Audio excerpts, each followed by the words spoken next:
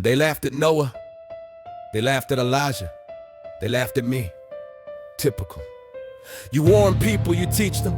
You shout the truth so hard your veins pop, and how do they thank you? They call you insane, they take you to a mental hospital. They feed you lukewarm pudding cups and act like you're the problem. Unbelievable. I'm not bitter, I'm not angry, I'm just grieved, deeply grieved, spiritually, masculinely grieved, and not like a girly grief either. No weeping, no feelings, just stern alpha male hand in a Bible flex while you suffer grief. I am the man of God.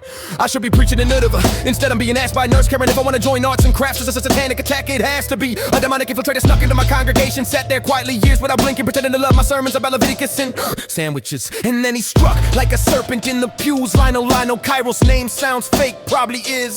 Sleeper agent French, maybe probably Jesuit, definitely a tool of the devil. But I'm not mad, no, I'm righteously indignant. Big difference, I don't have emotions, I have holy convictions and very firm muscles. And let's just set the record straight, I wasn't committed. You can't commit the man of God, you can only confine him briefly while God's divine vengeance prepares a sequel. They called it court-ordered, but I call it spiritually tactical repositioning. Paul went to prison, I went to mental detainment. Same thing basically, give or take the paper gowns. And those are the patients, not exactly the crowd I was expecting to lead to Christ. One guy thought he was a bagel, one lady sang let it go on loop. I'm just sitting there trying to look stoic, wondering why no one recognizes my divine authority. Didn't even let me use the King James, they gave me an NIV with the corners rounded off. Blasphemy, I felt my testosterone levels drop just touching it. But I was composed, controlled, alpha. Maybe I muttered under my breath, maybe I quoted Revelation a little too loud at the vending machine. But I never cracked, not like them. And sure, the staff said things like, Stephen, you're not being persecuted, you're being processed. Stephen, your delusions aren't special, they're just loud. Stephen, please stop standing on the table preaching to the fish tank. But what do they know?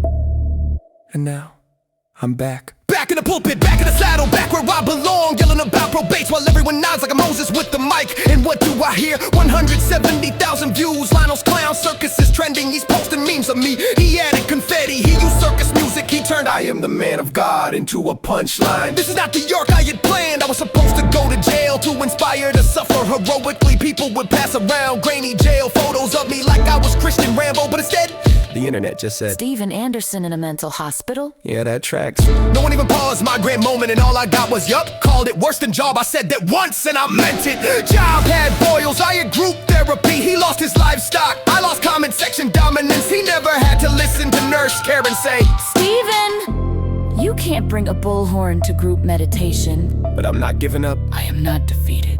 Sure, everyone's left. Sure, the congregation has been whittled down to people I once publicly called mentally slow. But they're loyal, or at least confused enough to keep showing up. And as long as one person listens, even if it's just me in the mirror, I will preach. Lionel thinks this is over, he thinks he's won. But I still got the pulpit, still got the tie, still got the maid outfit. But that's none of your business. They can mock, they can meme, they can write mock monologues pretending to be inside my head. But at the end of the day, I am the man of God. Now if you'll excuse me, I have a very important sermon to upload about spousal sandwiches. And I need to finish editing out the part where I confuse humility with hallucinations.